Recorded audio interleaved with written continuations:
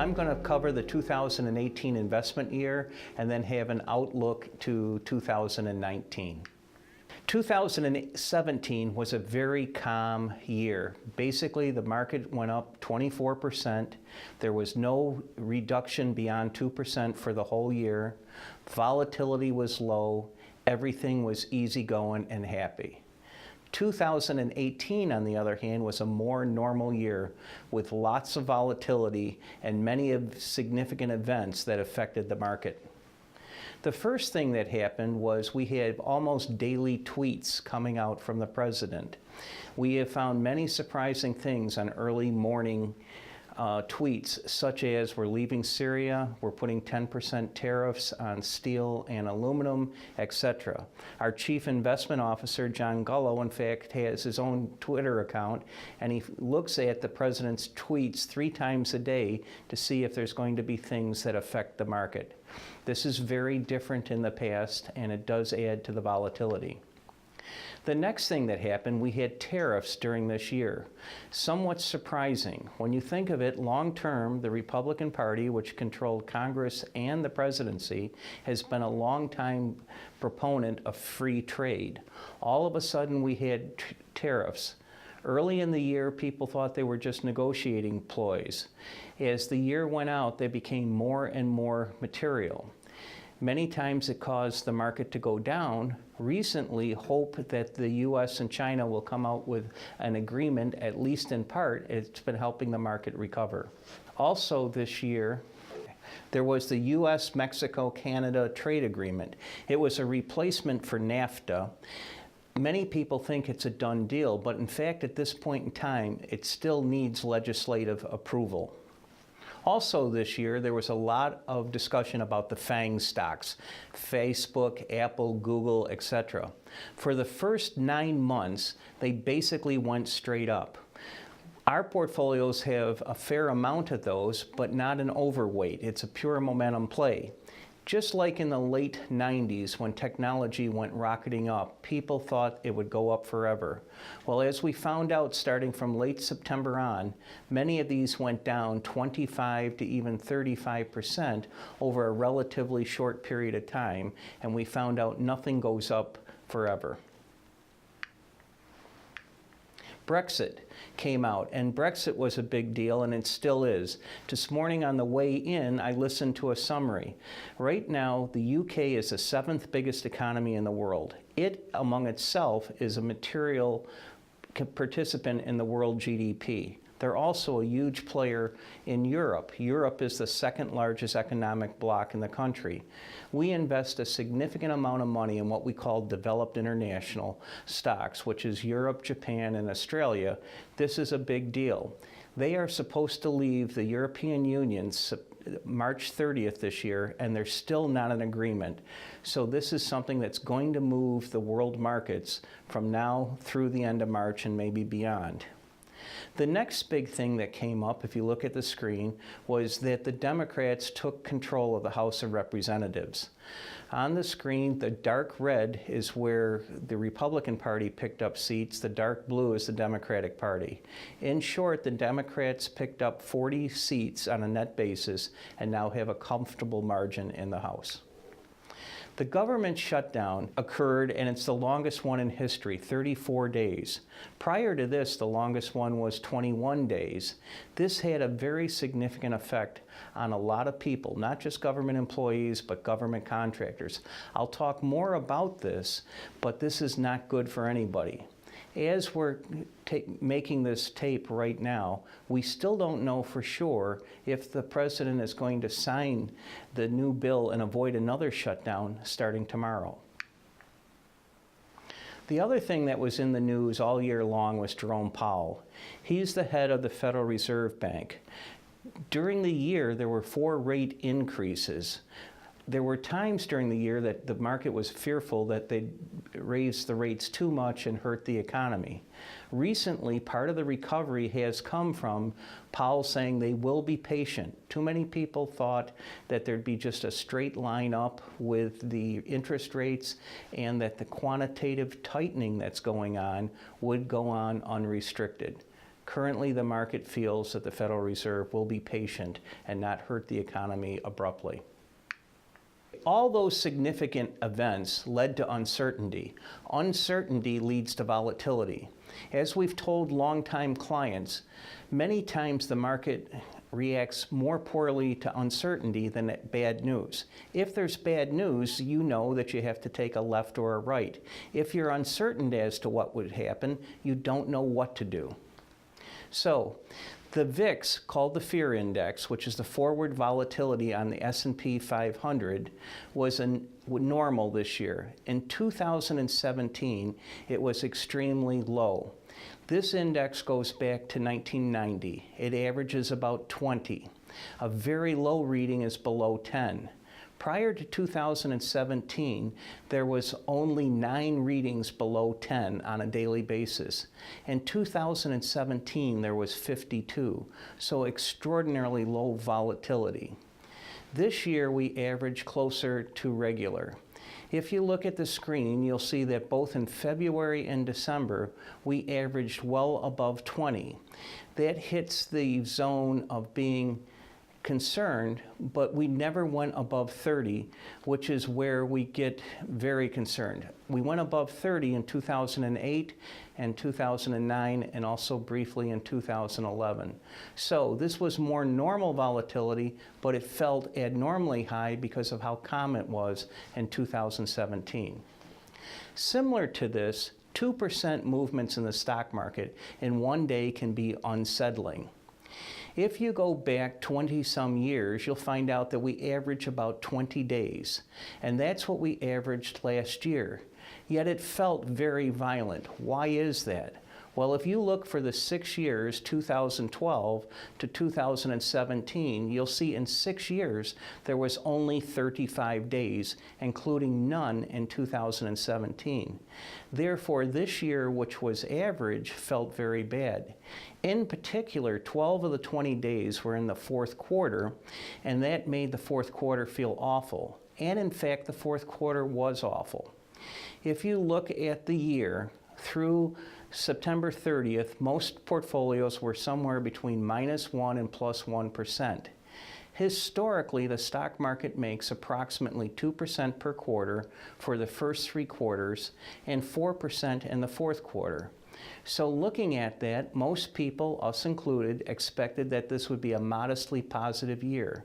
Well, it turned out not to be. In fact, December was the worst December since 1931, and anytime you go back to the Great Depression for a comparison, it's not comfortable. This year, we have already had 2% days already. If you look at the entire 2018, it was an unusual year. All the risk categories were negative. That happens very rarely. Usually some risk asset is positive. That wasn't the case this year. You'll see that municipal bonds made money, but that is not in the risk bucket. So all diversification did for you this year in the risk assets was determining how much you lost, not whether or not you lost or made money for the year. Also, last year, as we mentioned, 2017, it was a straight-up wonderful year, plus 21.8 in the S&P, plus 24% in the world index, and never a drop more than 2%. Well, the first 26 days of January started out very similar. Emerging markets went up 9.9%, the U.S. market 7.5%, foreign developed 6.5%. All the other categories, when you average them together, were modestly positive. Then on January 26, we got that what was perceived to be bad news, even though it was good news. What we found out is that the year-over-year wages increased 2.9%, which was the biggest amount since 2009. The market perceived that the Federal Reserve may increase the rate at which it was increasing interest rates, and that concerned the market a great deal. So much so that in 2 weeks we had a correction. The US market went down 10.1%, emerging markets 8.6%, foreign developed stocks 7.4%, and some of our diversifiers, real estate and infrastructure, both went down more than 8%, because in both those cases you borrow to build buildings, you borrow to make pipelines, and with interest rates going up, the value of those perceived to go down. From there to the end of April, the Federal Reserve calmed down people and said that yes, we're going to increase interest rates, but it's going to be at a ratable, measured pace. So basically we had a recovery. Looking back on the first 4 months then, emerging markets were up 1%, the best of the equities. Real estate and infrastructure were both down a little over 3% because of interest rate fears, although modified, and everything else sort of netted out to zero. Then we had a very unusual period of time, May 1st to September 30th, and that's when tariffs became real. Prior to that, we knew that steel and aluminum had 10% tariffs. We were struck back with tariffs on motorcycles and bourbon and jeans. China hit back on certain feed grains, but most people felt this was a relatively short-term negotiating thing. Between May 30th and September 30th, tariffs became real. The U.S. economy depends on foreign trade much less than emerging markets and foreign developed. So they were able to go up the 11%. On the other hand, emerging markets that very much depends on international trade went down 8.6%. A 19.6% divergent over 5 months is extraordinarily unusual. Many people got fearful of emerging markets because of that. By the end of the year, emerging markets on a relative basis recovered a bit and were only down 9.4% more. Then we came up to October 1st, which I foreshadowed before. And you looked at that and you were unsure about the Chinese and US trade deal. You were unsure about tariffs overall. You were unsure about the Federal Reserve raising interest rates. And now a big thing that crept in, people were starting to reduce the growth projections going forward. The IMF in particular keyed this off. The stock market was priced in a way to assume continued good growth. These three factors went together, and from October 1st to September 25th was a very ugly time in the market overall. In particular, the U.S. market, which was priced the highest. It went down 18.9% during this period of time.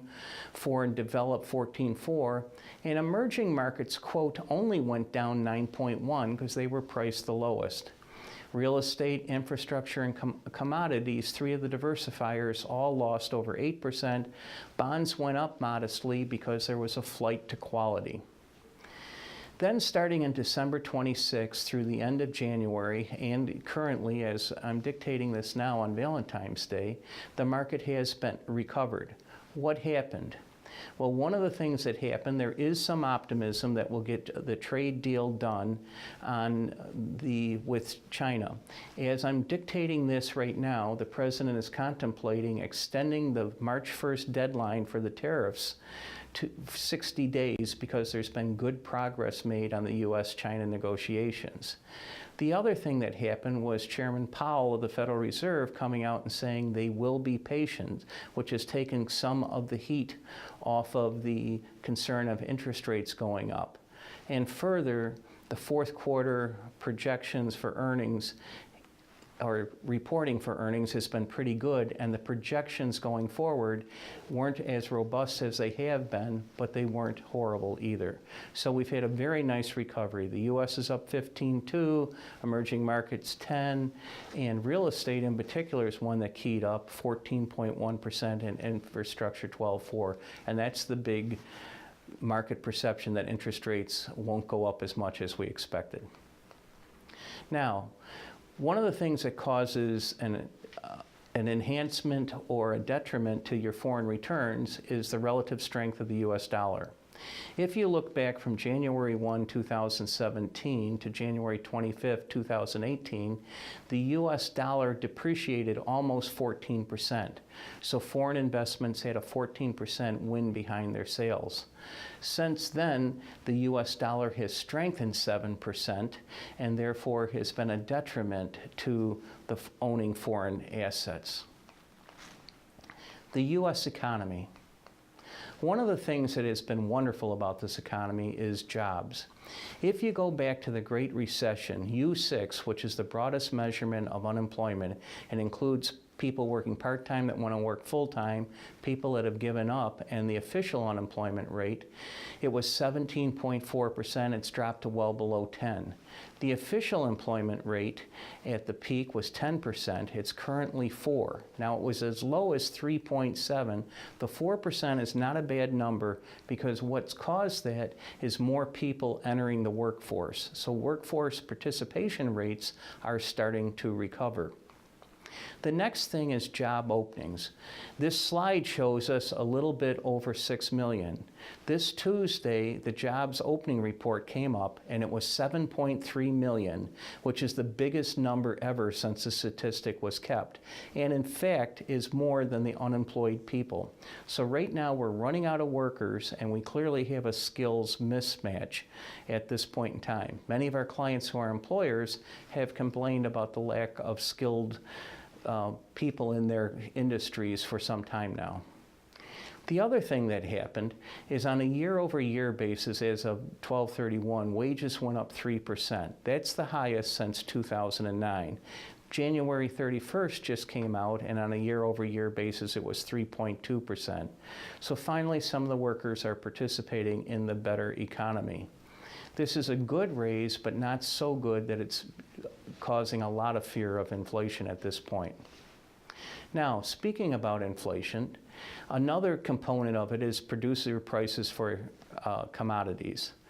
They went way down in 2014 and 15 in combination, and they've been going up since 2016, 2.6, 4.3, and 3%. Query, is the combination of the wage inflation and producer prices enough to make inflation too high? When you put them in combination, increases in productivity moderates the increase in wages. And if you look at the last 3 years, it was 2.1, 2.1, and last year 1.9. The Federal Reserve targets 2% because they want to have some inflation, because they want you to be incented to buy something today and not wait for it to be cheaper in a year. So at this point in time, inflation doesn't look too bad. One of the things you always get a little concerned about, sometimes the Federal Reserve is so fearful of inflation coming up that in anticipation of it, they raise interest rates. Sometimes in the past, they have overdone it and caused a recession. Economic growth. This right now are the 4 quarters. The first 3 have been reported. The fourth quarter, 2.5% is the best educated guess John Gullo, our Chief Investment Officer, can make based on the facts. We don't have the first reading, but that appears to be a very good guess at this point in time. When you add that together, it makes 2.9% growth for last year, which is the best growth since the Great Recession. Looking at the screen, the dotted yellow line is 2.2%. That's the average since the Great Recession. Some people are disappointed with that, but it's actually a pretty good number in the developed world. Many of us of my age remember when growth could be higher than that, 3.5% and so on. When I came into the workforce was going up 1.8% per year. That's what it was doing in the 70s and 80s. Currently, the workforce is going up approximately 0.4% per year. So GDP is output per worker times the number of workers. If the number of workers is going up slow, it makes it difficult to have big numbers of growth unless there's a tremendous increase in productivity. The Federal Reserve feels that our sustainable increase in GDP is 1.8, so 2.9% is actually a very good number. At this time, the best guesses for 2019 are 2.2 to 2.5%, which is still very solid. And we also have to remember we may have had a bit of a sugar high because we had a massive tax decrease in a time when the economy was relatively strong. The effects of that on a comparison basis are starting to wear out already. The government shutdown, I indicated this earlier before. The longest prior to this was 21 days. This was 34 days, and hopefully we're not going to have another one starting 12:01 midnight tomorrow.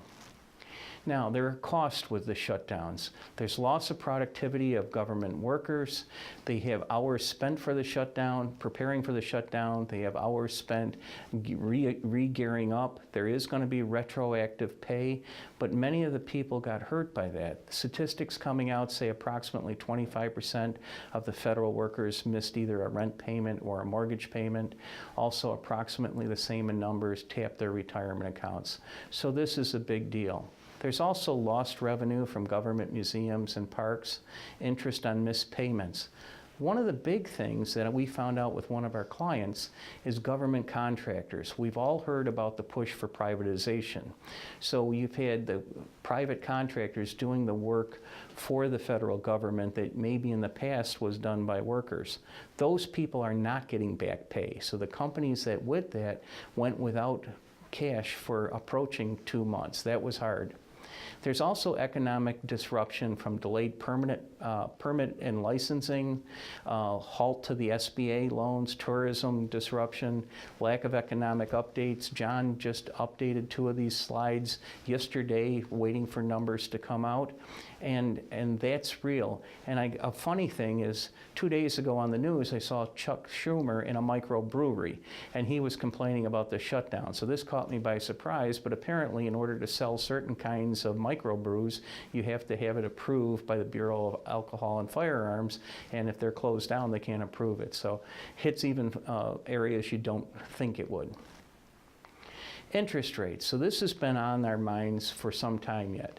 If you go back to January of 16, the short-term interest rate was virtually 0, 0.17%. Then in November 18 this year, it was up to 2.1. February, it's 2.41. So a very steady increase. That's the gray line on the chart. When you look at the 10-year Treasury, not as pronounced. It was 2.24 back in 16. It peaked this year at 3.24, and right as of today, as I'm dictating it, it's 2.7.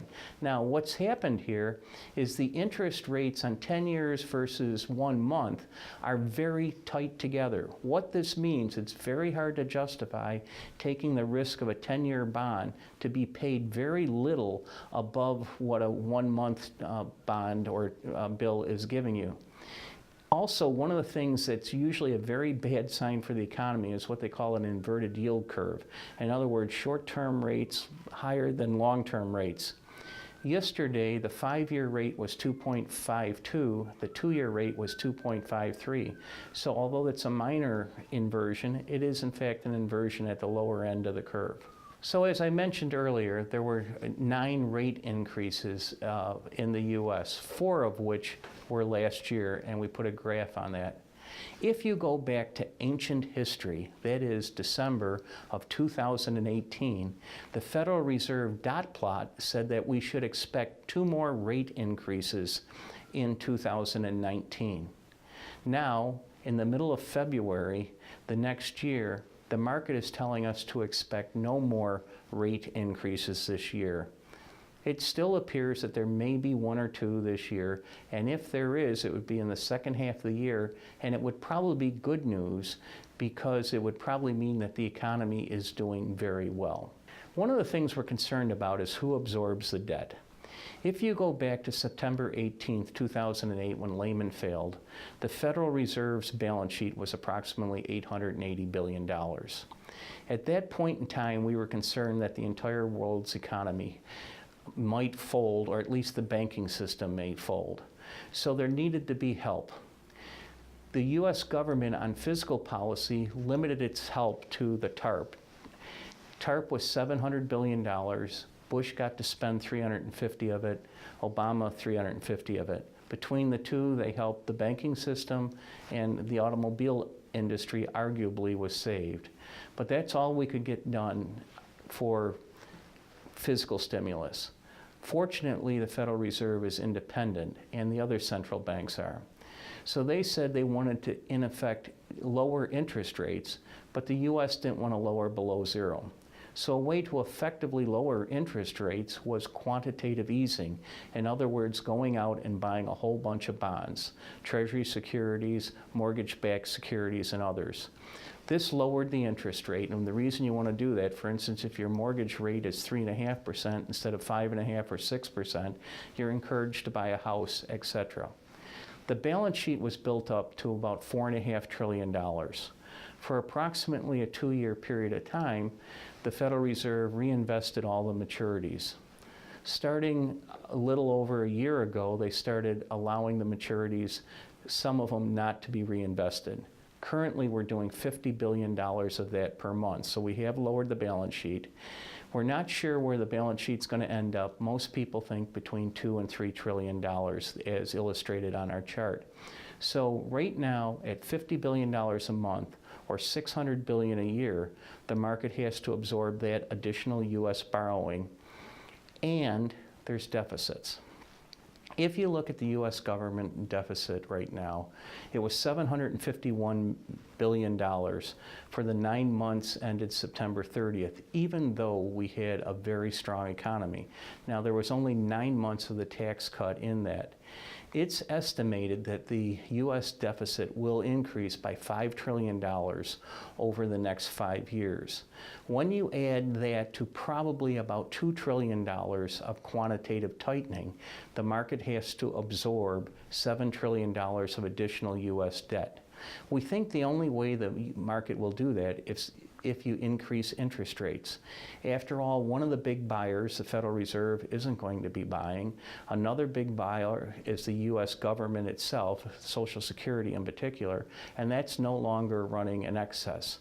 So 2 of the big buyers are gone. It has to be US and foreign investors, thus interest rates going up. Thus, one of the reasons we're being very careful with our maturities on the bonds. 2019 beyond. When President Trump was elected, we had these soft sentiments, soft factors soar, because they felt we had a president that was going to be very pro-business, reduce regulations, etc. So these surveys were positive. The hard data followed later. So the surveys were positive first, then that led to action, which led to good hard numbers. Purchasing Manager Survey has reduced, still at a good level, but it's reduced from where it was, and there was a bit of a recovery last month. Small business optimism, however, is not recovering. As you can see, that's a pretty sharp drop. Small businesses creates the majority of new jobs, so this is a concern. Another area is consumer confidence. The US economy is driven 70% by the consumer. If you decide to wait till next year to buy a car or a washing machine, or if you decide to go to Cedar Point for a vacation instead of going to Disney World, it hurts the economy. So consumer confidence is still high, but it's getting lower at this point in time. So it's a warning going forward. Expansions and contractions. We are now in the second longest expansion ever, 116 months. The biggest between 1991 and 2001, basically the technology surge, was 120 months. It doesn't mean that we're going to end at 120 months, but it's something to be cautious about. There's a reason history is a required course. Now, we think that we can go beyond 120 months. Why is that? Well, if you look at it, we already talked about we've had a relatively slow but steady increase in GDP, which basically stops excesses from being formed too fast, which causes some recessions. Another way to look at it is the business cycle. If you go from the peak of one cycle to the peak of the next and measure the increase in GDP, approximately 23.2% is the average. We've currently increased from the last peak GDP 19%. So we have a way to go prior to hitting the average. And also, as you can see on the chart, there are 4 times when you went beyond the average. So in other words, this appears likely that this will be the longest expansion ever. The looming budgetary deadline, I've talked about this more than I want to, but at this point in time, we don't know. This creates uncertainty. It's not good news. Hopefully it looks this time that we will have an agreement and that this just becomes a historical footnote. But 12:01 a.m., January 15th, right now, we could have another slowdown. And I read the news this morning, which is on the 14th, and there's still not a for sure agreement. There is a cost to the shutdown, not just the human cost, but an economic cost. Roughly, it's estimated that for every week the government is partially shut down, GDP goes down 0.1% per week. Some of it will come back, but some of it won't come back. Whatever the first quarter GDP growth is, it's going to be lower than it would have been had there not been a shutdown, and hopefully there's just going to be the one. One of the things, particularly those that have known us for a long time, we are concerned about valuations because they do in fact matter in the long run. One of our favorite measurements is the cyclically adjusted PE ratio, or Shiller ratio, named after the Nobel laureate economist of Yale. What he has said is, in effect, public companies may be able to slightly manipulate earnings on a quarter-by-quarter basis, even a year-by-year. But for 10 years, it's a pretty accurate indication of the money made.